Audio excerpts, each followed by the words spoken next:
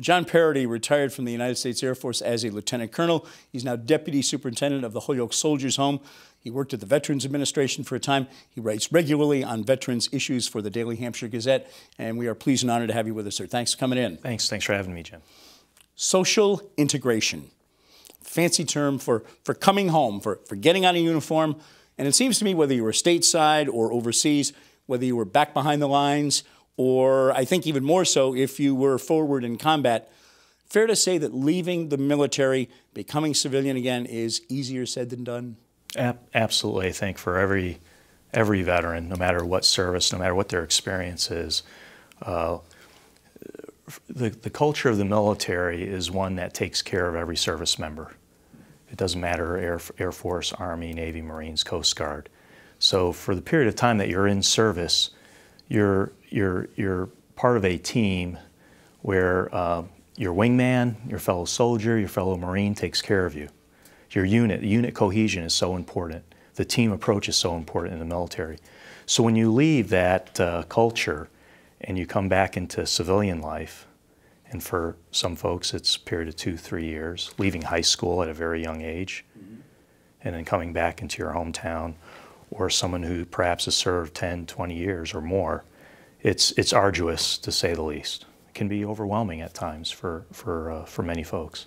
I remember, and I think I shared this with you, a buddy of mine in college who had served in the military, and I remember him telling me once, he said, you know, after I got out, the first day I got home from a new job, I'm sitting there going, dinner. I got to make dinner. For years, he went to a mess hall and a couple of choices were put in front of him. He said, took me a minute to realize you got to go to the grocery store. You got to, little things like that, and much bigger things, obviously. Yeah, there's a level of comfort, certainly, with the military, and certainly the military has a checklist approach to many things, right? So there's comfort in that, in knowing what the mission is for your organization. And so when you're taken away from that, and you're trying to navigate what the next step is in life, what you're going to do, there are going to be some challenges, but there are many opportunities for a veteran. And veterans, if there's one thing about military members, they're great leaders.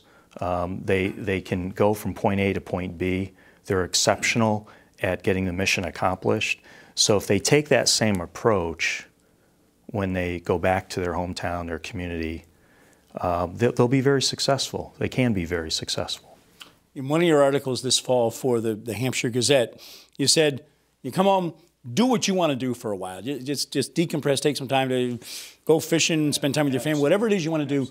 Then you may not want to do it, but go see the veteran services people. That's right. Yeah, and Jim, you said it best. I mean, they've earned the right to be able to take time for themselves, reconnect with their families, most importantly, with the loved ones in their lives.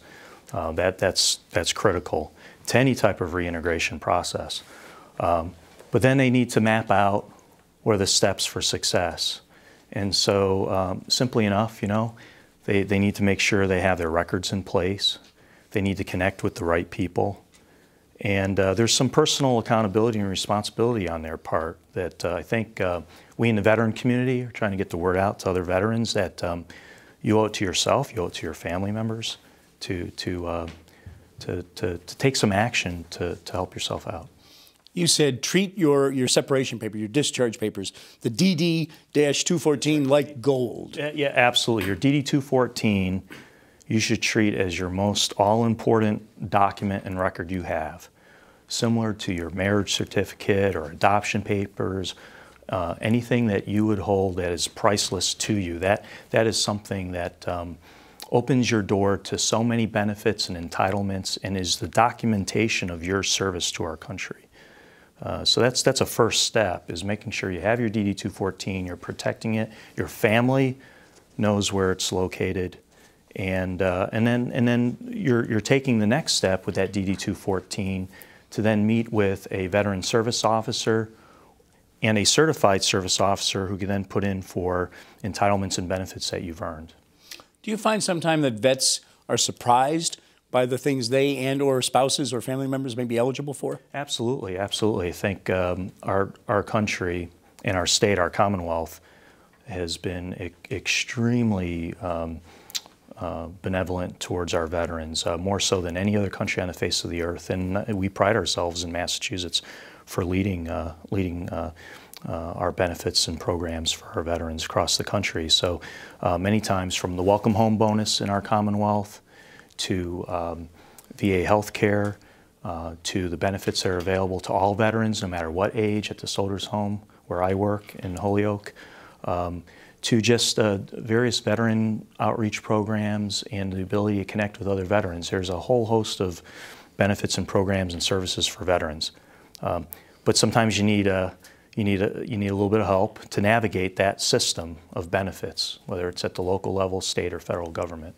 You also say no matter what your age, your condition, your situation, get in and sign up for health care benefits. Absolutely. I tell every veteran this, that when you apply for VA health care, when you come up to the Soldiers Home and use outpatient care or get dental care at the Soldiers Home or come into our Veteran Assistance Center or you go to the Springfield Vet Center, you're also voting for your fellow veteran, because the way government works, of course, is our state government and our federal government will only budget and pay for those services that are used.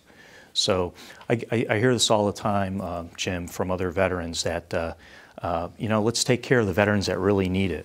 Or I didn't, I'm okay. I wasn't injured. It wasn't a combat veteran. Let's help those guys and female veterans that are coming back that really need help. And I tell them, no, the best thing you can do to help those veterans is by accessing those services and benefits that Congress gave to you for your service to our country. That's the only way Congress will continue to fund those programs.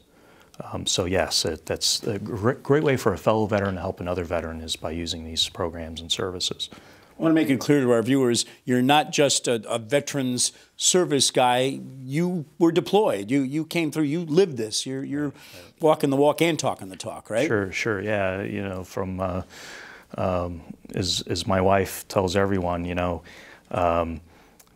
about half of our married life, I wasn't home for various contingencies, TDYs, deployments, and that's a big thing too. Is that when the military member deploys, or is TDY, temporary duty assignment, or is away from home, there's someone back home that's also needs service and needs help, and that's something that we in the Western Mass veteran community have strived for. Is that we're also, we want to reach as many veterans as we can, but we also want to tell the family members, those spouses out there, the kids, the sons and daughters of our veterans who have deployed and have served our country, that they served as well. The family member has served our nation too.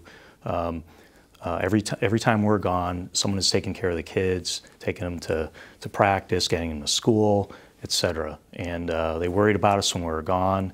And so we have an obligation as a community, as a nation, to take care of our family members as well, for veterans, for all they've sacrificed too on behalf of our nation. Well, Lieutenant Colonel John Paradis, thanks for all you're doing for our vets, your fellow vets, I should say. Thanks for your service. Thanks for spending some time with us here today. Appreciate you, Jim. Thanks for allowing us to do more outreach for our veterans. Thanks.